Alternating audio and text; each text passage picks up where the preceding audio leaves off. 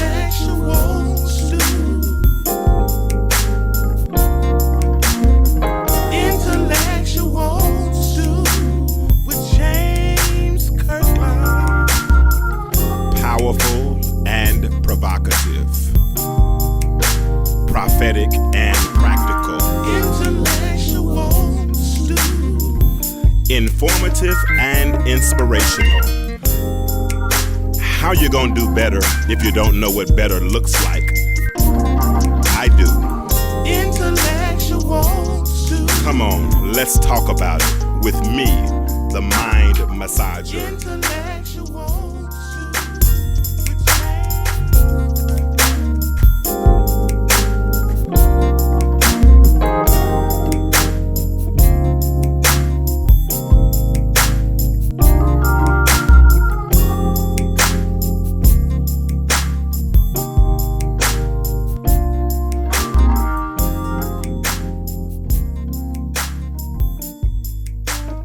with What's up? It's another night. It's another chance, another opportunity for us to come together and have a conversation where we spark. And what's up, Shani? Everyday conversation. Tonight, it's the intellectual stew, where we are not sipping tea, but instead we are serving stew. It is my mission every week to try to spark everyday conversation. Something that I think conversations that are substantive, conversations that are worthy of being discussed, because at the end of the day, it is my ultimate mission to try to repair the breach that exists in our, meaning African Americans, meaning Black Americans, in our communities. We can talk about Black Lives Matter, but if we don't have the substance to make it through, then it really does not matter. I had an interesting, well, first of all, before I move on, let me thank Tuck, Reverend Carlos Tucker. He has been, hey Myra, how you doing? He has been coming in the last couple of weeks. I'm talking to people on here.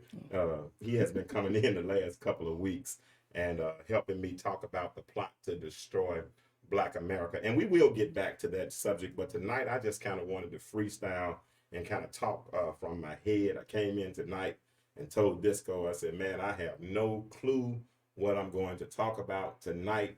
When I met with my children, because today is my daughter's birthday. Happy birthday, Kennedy. Kennedy turned 19 today. That's my baby. We had a little early birthday dinner at Longhorns. I tried my best to get her to pick another restaurant. But since she's been a little girl, we've been going to Longhorns. It's either Longhorns, Old Charlie's, or Cattleman's Company. But those are the three that we choose. And I really was giving her an opportunity to choose something. You know, it's kind of interesting now that I have been living alone or living single. I tried to expand my palate a little bit, so I don't just go to the chain restaurants or the normal restaurants, but I try to be a little creative and find some little holes in the walls or some little spots in downtown areas like downtown Smyrna or Marietta, and try some of the nicer restaurants. But nevertheless, we were able to see her and spend time with her, and she is beautiful. That's my little co-host. I love for her to come in. I love the way she helps me with the show to make sure all of the technical aspects are handled. So any flyer that you see, any commercial that you see, any of those types of things, she is responsible for that. And I tell her what I need, and she accommodates me, and I really do appreciate that. Listen, if you're listening to the show, feel free to go to Disco 100 Radio on YouTube. When you go there, first thing I want you to do is like and subscribe, and then you're able to see what is going on in the studio. I boosted a post last week, and I boosted the post where this video where I was actually in the studio. Just in the studio on Facebook Live, and all you saw was me with the green screen behind me. But if you will go to Disco 100 Radio, there you can actually see the greens. You can actually see the logo. It's very nice. Black Disco is on his job. He's helping me out a whole lot here. He has my logo behind me, and we're able to enjoy the intellectual stew. So if you are online right now, if you're following me, do me a favor, go ahead and like it. Let's go ahead and like this video. Go ahead and share it. If you want to go to Disco 100 Radio, do that. Tonight, I've actually labeled this show open mic night. So if you want to call in and talk about any subject that's near and dear to your heart, you just might want to get it off your chest, you're welcome to call in. You don't have to give your name. You can speak anonymously. I'm just going to ask that you tell me where you're from, and I'll do my best, as my friend John Wilson calls me, the mind massager. I'll do my best to try to help get through that whatever situation you're dealing with, because it is my desire to for all of us as a community, collectively, for all of us to get on the path to better. If you can see that on my shirt, you see the hashtag. The hashtag says on the path to better, on the path to better. And that came to me because I was kind of considering my process. For those of you all that know me, you know that I was married for almost 20 years. In 2017, I got the most devastating news in my life when my ex told me that she had found a rental and her and the girls were moving out. So all of a sudden, you have me. My whole world came to and felt like it was coming to an end. And I mean, then just things just seemed to just flow downhill from there. I never will forget, because at that time we were living in a rental, and man, I got ready to move into an apartment. And the day out, I moved in the apartment on a Sunday, got fired on a Monday. So it was a rough situation. I used to hear Kenneth Robinson say something like this. He would say, life sometimes is like pouring water on a drowning man. And at that point, I honestly felt like I was drowning. I felt like I was drowning. I was losing everything, didn't have a job. And honestly, the way I'm built, I really didn't even want a job, but I knew I had to have a job. I didn't have anybody to support me. I mean, not that I'm waiting on anybody to support me, but just kind of caught up in a bad situation. But one thing about it, through that whole ordeal and through these last 4 years, one thing I've done is I found myself. And in finding myself, that's why I'm quick to tell people that I'm on the path to better. I'm not there yet, but I'm definitely better now than I was this time last year. Because what I can honestly say to all of you who are listening is that through all of the ordeal that I went through, I came to know God even more so as a keeper. Because there were times, man, I didn't know how I was going to pay my rent. I didn't know what I was going to eat. During those times, I mean, people would gravitate to me and pull me closely. My pastor got real close to me, Gregory Sutton. Thank God for him. He made sure that I was eating every day, even when I didn't feel like eating, when I was going through my little stages of depression, or when I was trying to stay stuck on the couch. Whenever I wanted to stay stuck, he would call me and say, hey, man, what you doing? Come on by the church, and make sure he kind of lifted me up. I had brothers that were strengthening me. I mean, I didn't really feel like iron, but at least I was kind of connected to iron that helped sharpen me. And when you're next to iron that's sharpening iron, what ends up happening is you become stronger. And that's what happened. Eventually, I went through my little process. I mean, I'll admit it. I mean, I don't even think I even told my ex this. There were so many times that I wouldn't pay my rent, trying to make sure that child support was handled. And every month I'm going into the courthouse trying to get me a few more days, just a few more days. But phone calls kept coming, little jobs, odd jobs. My odd jobs do pay pretty good. So, I mean, I was able to finally, kind of stabilize. And I'll be honest, the rent hadn't been late in over a year. All the bills are caught up, got a little money in the bank now. So I'll be honest, I am on the path to better. But I gotta be honest. There was a time that it felt like I was at a crossroad, and that crossroad came early in my marriage. And I'll be honest, there were in that with the decision as it relates to that crossroad. I probably made the wrong decision, not as it relates to marriage. No, I'm talking about some wrong decisions in the marriage, and I had to live with that. I had to live with that. And now here I am. I've gone through my stages of being stuck on the couch. I've gone through my stages of being alone. I've gone through all of my stages, and now here I am, and I'm on the path to better. And let somebody know that might have been dealing with depression or dealing with some type of devastation, something that literally almost broke your heart. You don't have to stay in that state, but you can actually move towards a better place in life. You can, and it all starts with the changing of the mind. You have to have a different mindset. You know, if you ever, y'all know I'm a preacher. So being a preacher, and I'm just a preacher. I try to reach to a different audience, but I'm still a preacher, and I'm very familiar with the story of the prodigal son who went to his father and told his father that he wanted the goods that fell to him. And he was okay, because in that custom, you could do that. You could go to your father and ask for your inheritance while you were still alive. And but he took his inheritance and went to a far country, as the Bible calls it. And while he was there, the Bible says he wasted his substance with riotous living. There have been times in my life where I felt like I was in a far country, and I know, you can ask my ex, I'm sure I wasted some substance. And I did qualify, some of the things that I did qualify as riotous living. But what I can honestly say is that I did do like the prodigal son did. Wow, but the prodigal son was at a place where he was on his knees just about to eat the same thing the hogs ate, and then all of a sudden the Bible says he came to himself. In other words, he had an epiphany. He had a come to Jesus moment where he said, you know what, why would I take less when I have more available? And that's where I was, being broke, busted, disgusted, trying to figure out how I'm going to make ends meet. Then the pandemic came. And I'll be honest, the pandemic is probably one of the best things that happened to me as far as financially, because some doors opened up, some things began to change. And here I am now, like I said, on the path to better. So tonight we're going to talk about that, and we're going to deal with some other issues. Like the last couple of weeks, what we've been doing is we've been talking about the plot to destroy the black family. And please understand that the black family has always been under attack.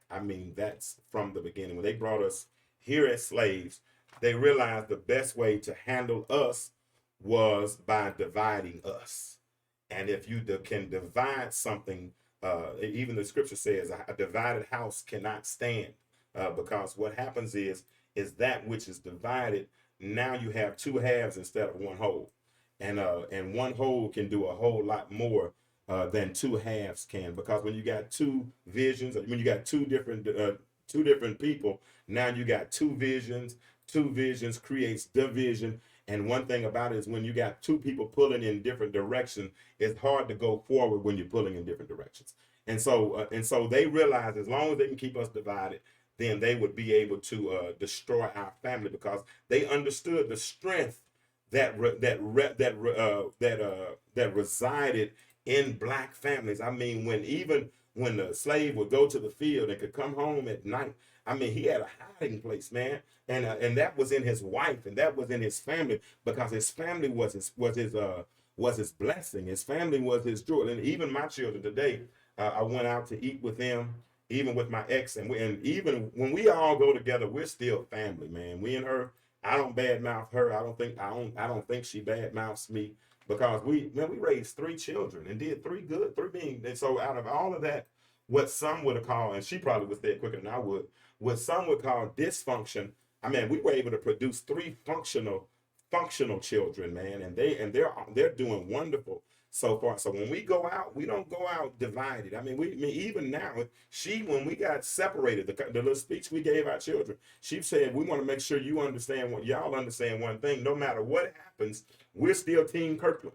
She only have my last names left, but she understands that those are my children, and that what I put into them, and the investment that we made in those children, we expect great things from them, and we expect them together. So you have to be careful about allowing external entities to come in and to divide the family. And that's what we did. And unfortunately, the way that, according to Willie Lynch, the way that they were able to be successful in dividing the black family was by programming the black woman to help destroy the black family. How did she do that?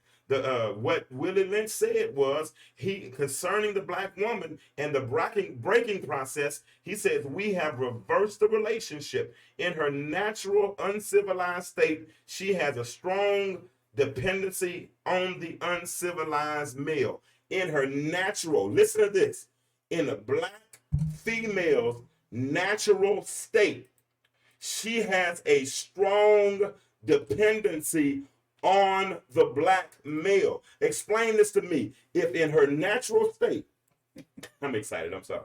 If in her natural state, if she has such a strong dependency on the black man, then answer this for me. Where did that whole mentality come from sisters? What sisters now say, I don't need a man. I'll wait. I'm waiting. Somebody answer that for me. If it's phone number 678-638-6626. If y'all want to talk about it, please, let's talk about it. In this natural state, it's in her natural uncivilized state, she would have a strong dependent. I mean, when she came here from Africa, got off the ship while they were slaves, in her natural, what they call uncivilized state, she had a strong dependency on the man. But now in 2021, now you got so many sisters saying they don't need a man. Come on, somebody make that make sense for me. But let me drop this one on you for free. Before you came up with the concept that you felt like you don't need a man, guess what? It was already subliminally suggested by the government and already told you that you don't need a man. And what they said was that you don't need a man. And if you don't get a man, guess what? Don't worry about it. We'll still help take care of y'all babies. That's called welfare. Because the welfare system said, we'll take care of you. We'll give you reduced prices on rent. We'll give you food stamps so y'all can get your food. We'll give you WIC so you can get your milk and your cheese and all those other things. We'll do all of those things. And what'll happen is we'll give you those. And when you get those, now we'll help take care of it. But the only stipulation is you can't have a man in the house. That's messed up. Why would they try to destroy families? Because they understood the strength that lied in that. Me and my mama had a conversation about this. Actually, earlier this week, we had a good conversation, and my mom said something that I thought was interesting because she said, first of all, she said, I didn't get on welfare. I didn't take welfare. And I said, why not? She said, well, first of all, it wasn't enough money. She said, because if I got another child, then I think they added $50 more to my welfare check, plus my little food stamps. $50 a month was not enough to raise a child. But then she said, but the way some women or some people, well, mostly women, because women who would apply for those things, the way some of them would supplement their checks is to get their children diagnosed with certain types of conditions to increase the price of their check. So in other words, if you say something like your child has ADHD or something else, now you get the child put on medicine. Now you start getting a little more money. But here's the question right here. What did you really calculate the cost when you put the children on medicine? Because if you put a child on medicine at a young age, and now you've created a young, I don't want to say it like this, but it's really the truth. You've really created a young dopehead. Because now they have become chemically dependent on something. And so as so if they need medicine from the first grade through I know it's still happening.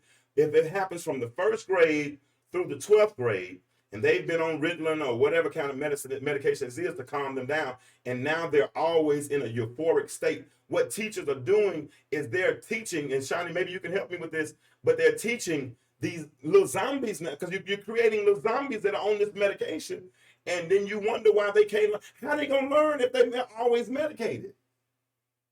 That's why you got children in 12th grade still doing 2 plus 2 and 4 plus 4 or 4 times 4. But you got people in the same school that are doing that these children are doing 2 plus 2, and they're doing physics and calculus. What's the difference? If they all came through the same birth canal, if they all came into the world at the same time, they're all in the same school at the same time. But now you got certain children that are medicated, and the reason some of you allowed your children to be medicated was so they could supplement your check. We got to stop this welfare mentality, because now you created a little dopehead, and when he graduates, guess what? He's gonna still need drugs. He's still gonna need something to keep that mind straight. He's still gonna need something to make him focus. Man, now guess what we've done? We've given all of this, attributed all of these things to mental illness, but you created the mental illness. Huh? We created that, because I'm sure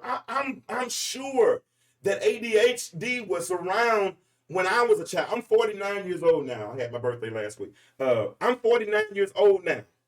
And when I was a child, I'm sure we had children that acted out in school too.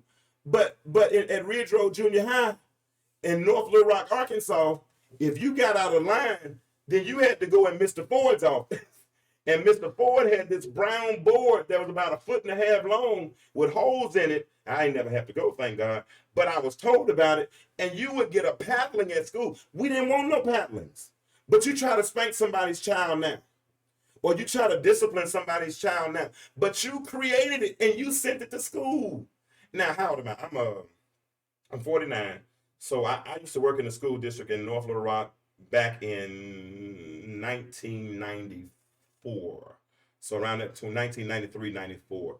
And I was substitute teaching the school system, and I would work at the alternative school from time to time. And working at the alternative school, of course, there were a lot of children that were on medication. There were a lot of children that had the behavioral problems.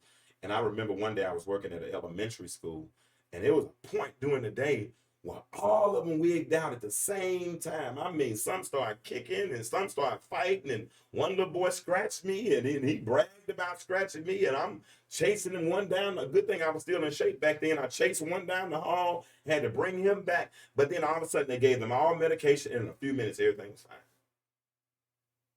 How?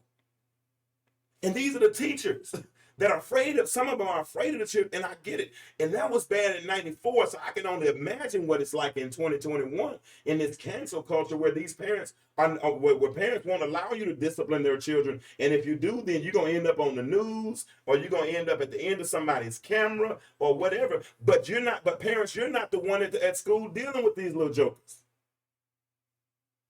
But you don't want to discipline them. And discipline don't mean that you have to spank them.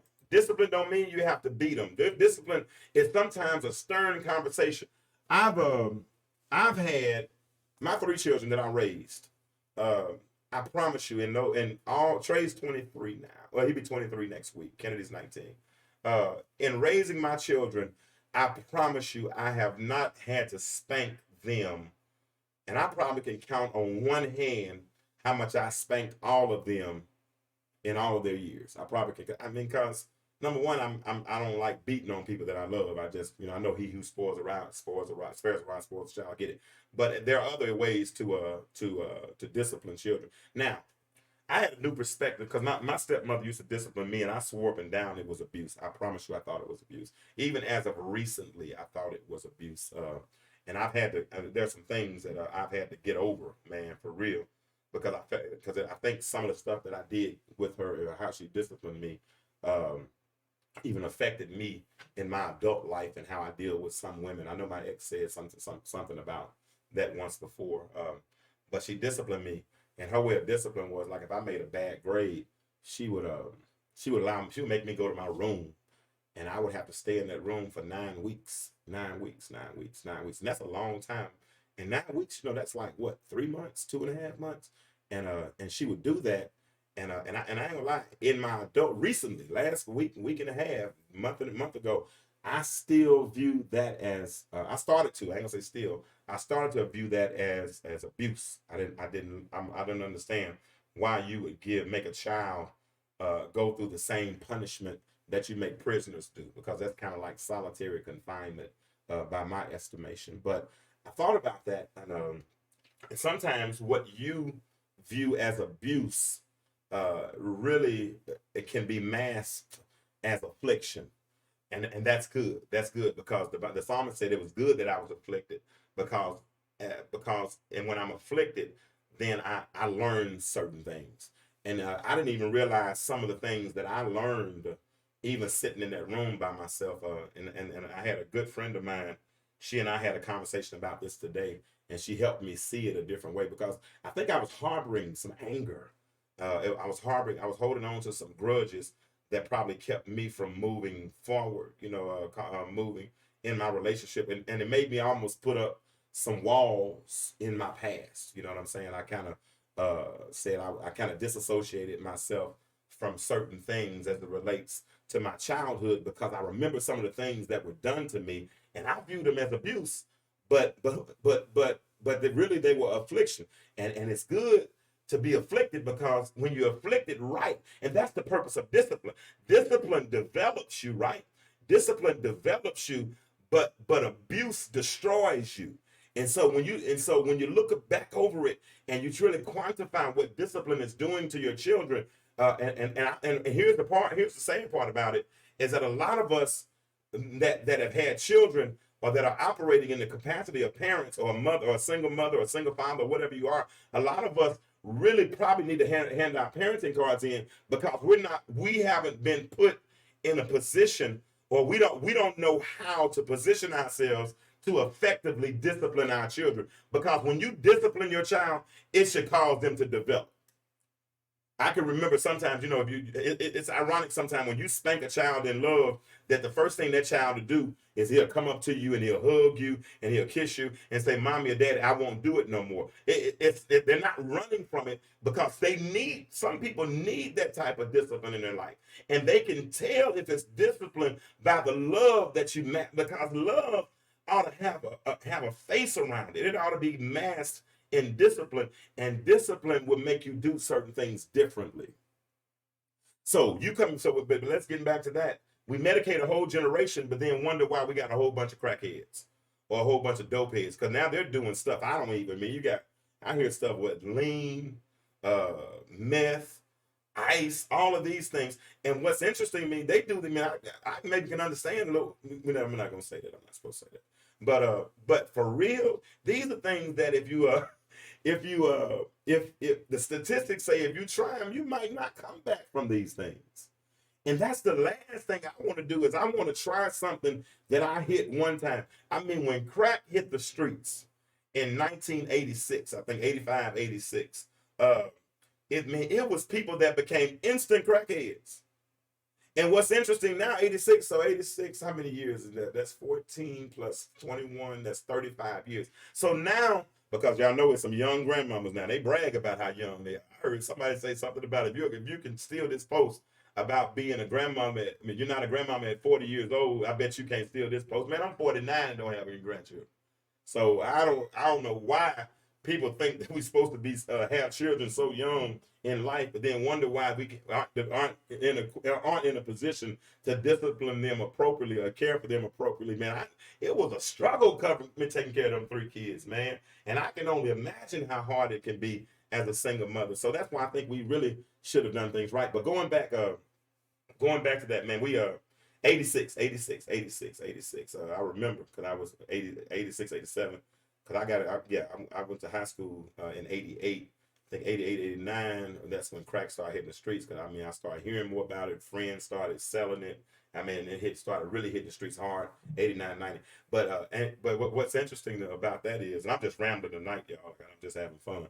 But I think what was it? The crime bill came in 1983, 84, and in the crime bill 83, 84. That's when they think Reagan declared that there would be a war on drugs. Y'all remember that? But the war on drugs started in 1984, but crack didn't hit the streets till 1986. So the drug that they were trying to start a war against hadn't even been introduced yet. But a plan had already been introduced, and the plan was to perpetuate what had already been taking place. Because what had already been taking place. You got to understand that when they abolished slavery, there went a whole lot of free labor. And if the free labor is no longer available, I'm trying to tie this all together to make this all make sense. But if the free labor is no longer available, well, how is it that you recoup that free labor? So after Reconstruction, during the days of Jim Crow and the black codes, where one of the laws was that if you were unemployed, then you could be taken to jail. And while you were in jail, then what would happen was that then the local businesses would come and hire out your services, and now you're in essence right back in slavery again. And so this has happened all throughout history, right? But then in the 50s and 60s and so all this stuff, we started to get a sense of self-pride. Man, we started to start singing. James Brown was singing songs like "I'm Black and I'm Proud," right? And all of a sudden now we're unified, man. We got strong community, even in the 20s. Think about it. I mean, Tulsa.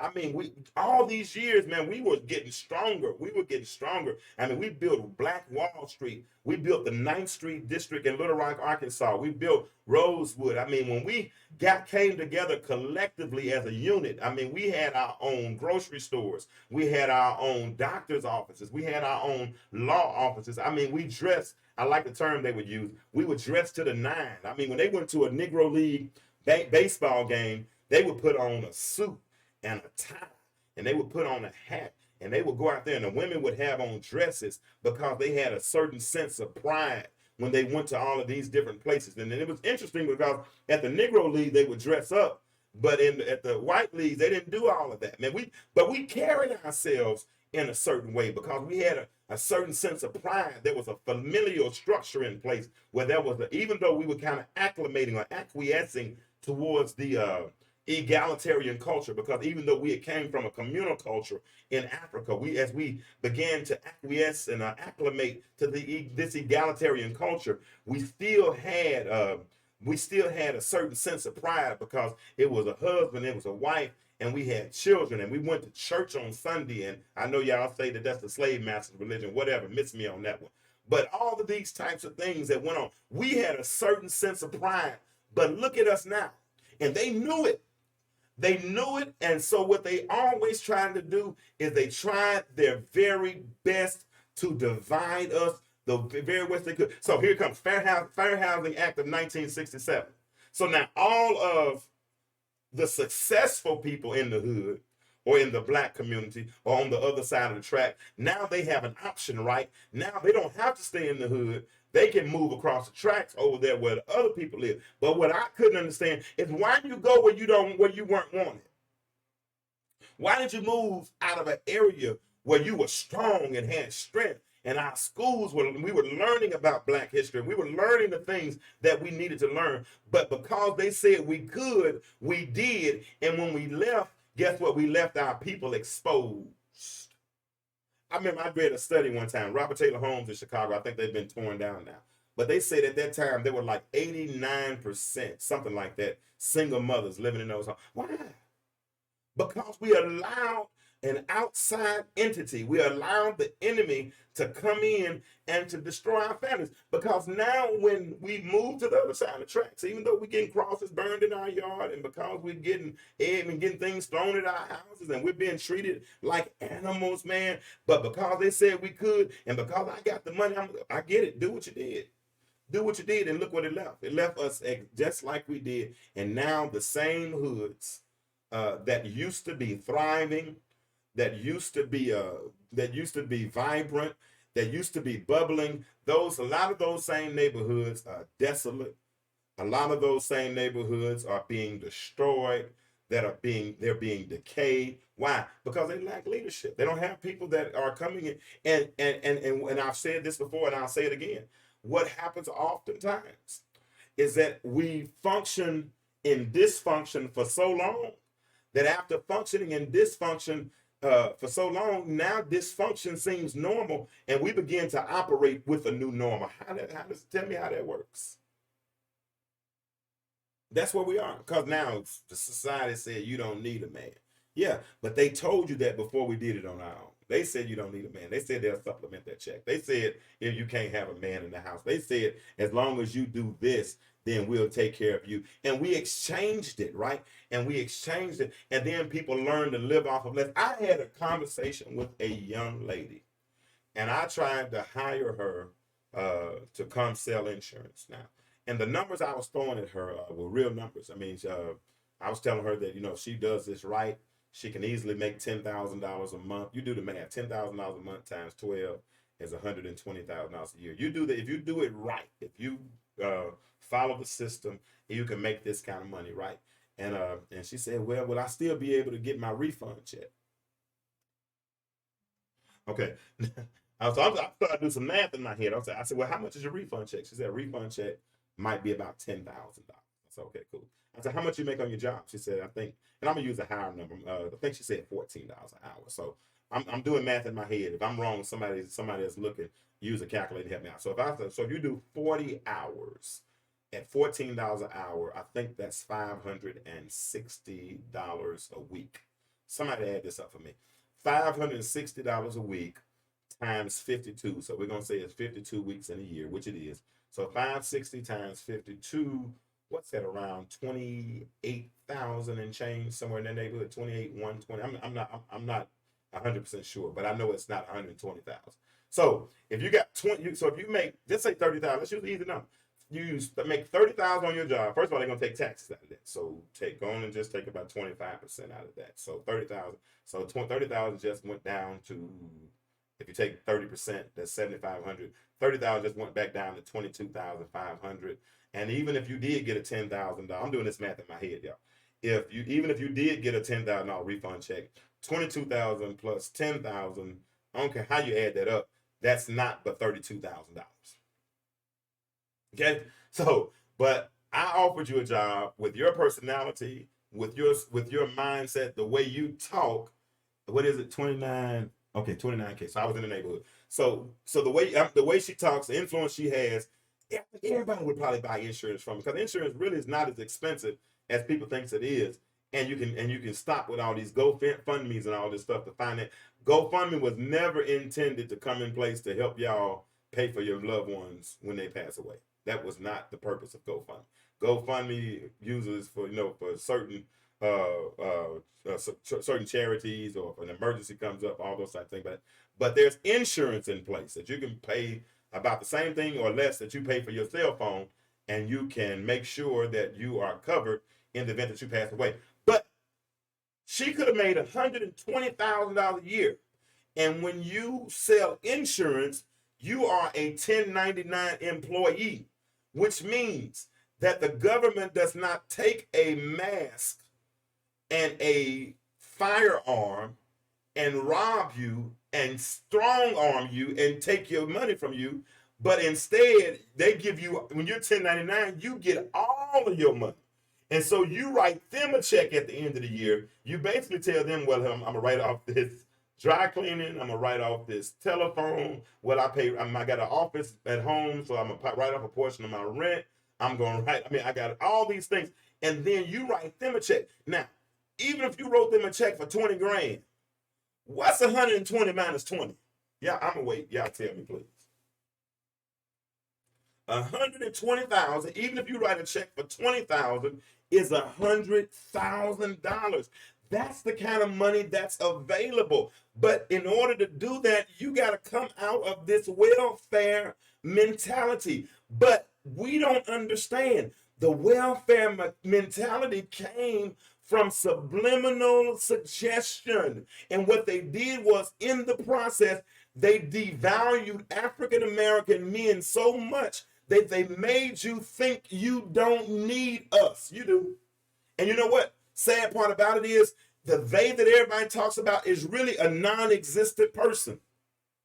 Because a lot of that was just subliminal suggestion. Tell me who they is other than the government. Tell me, please. I want to know. Because they get a lot of credit for stuff that I have no.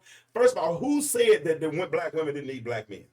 What person said that? I don't think black women said that. I really believe that it was suggested. And then once it was suggested, then that lie was perpetuated. And as that lie was perpetuated, then it became easier for us to be by ourselves. Especially if they're going to give us a little check. Especially if they're going to give us some food stamps. Especially if they're going to give us some bit. Oh, yeah, I forgot to add that in. So if you do, okay, I'll add that part back in. So no, because if you get $30,000 a year, you can't get food stamp. You can't get all of the assistance. But if you do get assistance, say they give you $500 a month for $500 a month for food stamps. So that's $6,000 a year. Your rent's reduced to, say, $100 a month, so you saving probably $7,200 a year there. If you got $700 rent, would have normally been $700. So even with that, your benefits ain't no more than $20,000, if that, at the most. But you could be making a whole lot more. Why? The only reason you would turn down more to hold on for less is if this mentality has been ingrained in you and you're cool with it. That's the only way. I was last week. I was hanging out somewhere. It was my birthday, so y'all, I kicked it. I'm not gonna tell y'all where I was. You know why? Because it was none of your business where I was. But I was hanging out last week, and I was having this conversation with this young lady, and I found out how but in the conversation, she looked a little older than she actually was. We started talking. She told me what her actual age was, and as we continued the conversation, I really was trying to get out of it. But as we continued the conversation, she called me the N word. She said nigga this, nigga that, and the N word, yeah, you know, all that, and she called me that, and I said who? She said, I said don't call me that. She said why not? I said because that's not my name, first of all. And then she said, well, I don't know your name. I said, well, it's easy to ask what my name is as opposed to calling me out of my name. I said, but my problem is number one, I'm old enough to be your father. And with me being old enough to be your father, you've reduced me as a black man. I can't even get the respect of being the potential age of your father. I don't know if you know him or not. You might not, but I can't even get the respect of by me having the age that I have on me. You reduced me to the whatever normal black men you see. I said the world has given you so many negative images of black men that you devalue them so much that you have the nerve to call me anything other than my name. I wouldn't call you nothing but your name. And she said, you know what? You're right. I'm sorry. And this isn't the first time that happened. I had this happen one day in a grocery store. Excuse me, at a hotel. I was there asking the attendant if I could park in the parking lot. And the girl came around and said, nigga, I said, who? The young girl don't know me. She said, and then when she heard my voice, she said, oh, sir, I'm sorry. How old are you? I said, that doesn't matter. You should respect me just as a man. And so many people say, well, you ain't earned my respect. Well, I haven't earned your disrespect either, though, have I? So, the worst case, I might say yes, sweetheart, or yes, ma'am, or what I've called people 25, 26, 27 years old, ma'am, just because I respect you as a human. Everybody starts off with 100 with me. I'm not going to all of a sudden devalue you as a person because, why not start life off with 100 and then allow them to lose the points? Why we got to start people off with a 0 and then expect them to earn the points back? That's really not fair, but that's the capitalistic society that we live in. We live in a society where somebody has to lose and somebody has to win. And then what we do is we glorify the winner, but we try to say that the loser is the least of these or less. And it's not true. We're all even. We just had a competition. We good. And that's okay. I think that's why Paul said that we can live peaceably among all men. Why? Because we need to learn how to cordially coexist. But we as a community right now, we're so divided, man. We're so divided. And we got to figure out how we can repair some of the breaches that exist in our community. So how can we do that? Because I had a friend ask me a question. They said, I hear all the problems, James. And but the thing is, where are the solutions? And I said, yeah, we do have the problems, but usually when we talk about the problem, we're talking about the problem to people who don't have problems. Because all of those that are in academia, all of those that are in a position to help change our communities, we'll sit here and we'll have a conversation about people who need help, but then we won't go and effectively offer those individuals help or make the help accessible. I never will forget when I was in undergrad at Beulah Heights. Beulah Heights was was one of the best things that ever happened to me as far as school. I needed that to kind of calm me down in that crossroad I was in life. And I never will forget, we were having a conversation. While we were there at Beulah Heights, man, we were having this conversation as it relates to community, right? And how to build community. And one of the terms that came up was collective efficacy. And we talked about knowing our neighbor and being willing to act on their behalf. And so we were introduced to this Dudley Street project. Dudley Street project up, I think it is in Massachusetts. And Dudley Street was a very crime-ridden area. It was it had been downtrodden. There were dumps that were in the area and all those types of things. And there was a group of outsiders, a group of white Americans that wanted to go in and help fix this community. They were going to throw a whole lot of money at the problem. And when they threw money at the problem, the people immediately rejected them. The people immediately rejected them. They fought back. And then but what the people with Dudley Street Project did is they went back and they reassessed their plan. And when they reassessed their plan, they started to realize where they had gone wrong. And so what they did was they reapproached. And when they reapproached this time, they went to the community first and they asked them what they needed in the community. And so they found these things called community captains. And these community captains came in. And when they came in, they said, okay, we need this, we need this, we need this, we need this. And then so this time when the people came back in and when they reapproached a totally different way. And when they came in, now they started to revitalize some of the homes. They created green spaces that used to be dumps. They created ways that they could do owner financing so that the people in those communities could buy the same houses that they lived in. And eventually the crime stopped. All of those things began to change. Why? Because those people began to have a certain sense of self-pride about themselves. That's what they did, is they took away the self-pride that we once had. They assassinated it. Devalue the black man so bad. I mean, I was reading an article earlier today before I came here, and it was talking about where the term super predator came from, and it started with, I think, a lawyer in Philadelphia, and this was during the 80s, during the war on drugs, and then when Clinton came in, then all of a sudden Clinton started using that term, and it all started because of some young African American man, I think, that allegedly raped somebody. He was in prison for 21 years for a crime. They found out he didn't commit that crime. But whenever they started using it, and that term started making its way through the media, and anytime they would talk about somebody that was a super predator, guess who he looked like? He looked like me. He looked like an African American man. He was dark skinned, wide nose, nostrils. I mean, and so all of a sudden now, these super predators, they've equated them to animals. That's why you can see police in 2020, 2019, 2018. That's why you can see them shoot a black man down like a dog, because see, when they did super predator things, right, that's when they started trying to treat us and try to equate us as animals. When they try to devalue us so bad that we're almost inhuman or we're not human. So that's why, and this what's interesting is that when they were programming us, they were also programming themselves. That when they were indoctrinating us, they had to believe the stuff they were indoctrinating in us.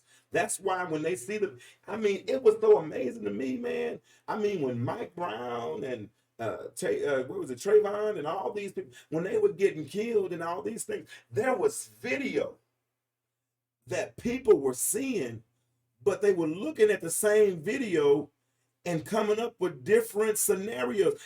Well, I still don't know what all happened. You saw what happened.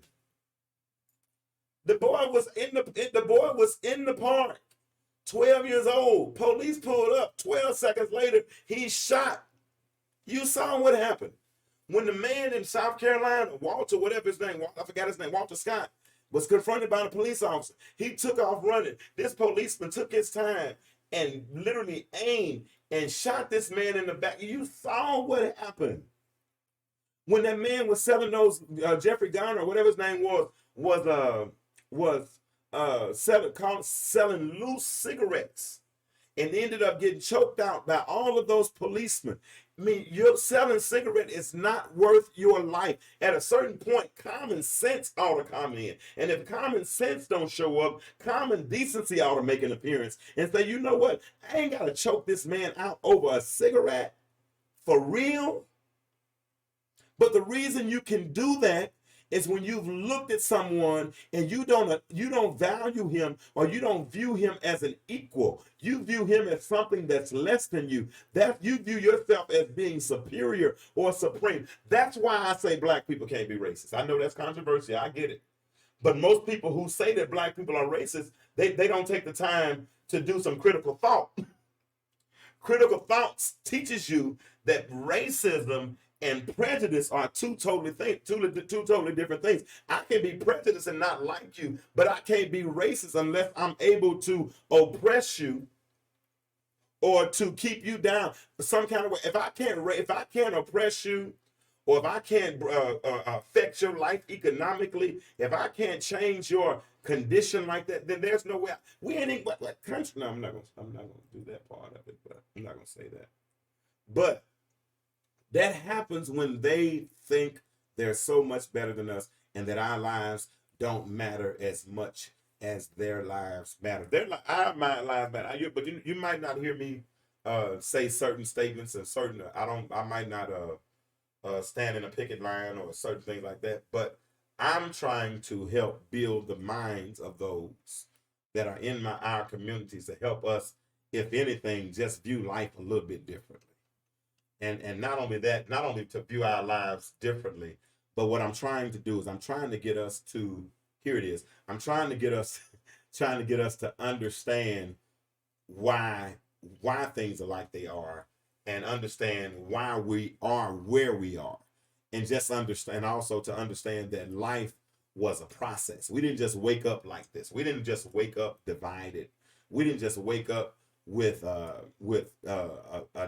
astronomical amount of single parent homes. We didn't just wake up in a society where the divorce rate for Black women is higher than the marriage rate, meaning that more Black women are getting divorced every year than they are getting married. We didn't just wake up like that. Things happened. Seeds were planted. Stuff happened over the years that caused us to end up like this. And we got to figure out what we can do. I have a plan. I think it could work if Black men and Black women would learn how to, at least first of all, to reconcile, tell each other we're sorry. If we as men need to apologize first, then I'll do it. We need to apologize to one another. And then once we apologize, once we reconcile, then we need to restructure for real, man. We need to restructure and rebuild and start to really rebuild our community. Really focus on building our families back again. Focus on building our families back again. Now, I mean, people talk so much about down low men, but women are right out in public with that thing now. I mean, seriously, man, women marrying men, women, and it is what it is. I mean, I get it. But we wonder why our lives are like they are. We got issues, man, and we gotta fix them. But it happens when we reconcile. It also happens when we restructure, and then once we reconcile and restructure, then we can start the whole process of rebuilding again. And that's what I want to do. I want us to start rebuilding. Now, I've enjoyed this conversation tonight. We've had a good time talking about these things. We're going to get back into some more discussions, more relevant discussions as it relates to trying to get this community on the path towards better. Now, y'all see the shirt that I have on now. It's the hashtag on the path to better. I'm going to be giving away a few of these shirts. If you go to my Instagram page, you see it here. Oops, I see I made a typo, Disco. I put intellectual _stew _ JA, ESK. It's supposed to be JAMESK. That was me. I typed that in. So if you want to follow me, go to see the instructions on IG at intellectual _stew _James K. Go there and you'll see instructions as it relates to how you can win your very own hashtag on the path to better shirt. I will be announcing the winner on next week's show. I'll be announcing the winner. So please, ma'am, please, sir, go there. And if you go there, you'll be able to see how you can win your own shirt. So do that. Also, you see there the YouTube, the Intellectual Stew with James Kirkland. Go there and subscribe for me, please. Tonight, if you're able to look at this live, you're at Disco 100. But by tomorrow or the next day, you'll be able to see the replay on my channel. So go to IG or Facebook. You'll see the instructions on how to win your own shirt. Listen, I've enjoyed myself tonight. We'll get back together. Hopefully I can get the kids back in the studio with me next week. They didn't want to come tonight. I guess I fed them too much food earlier. But I've enjoyed myself. Thank you all that listened in. Remember this, the world is changing. Why do you remain the same? We're on the path to better.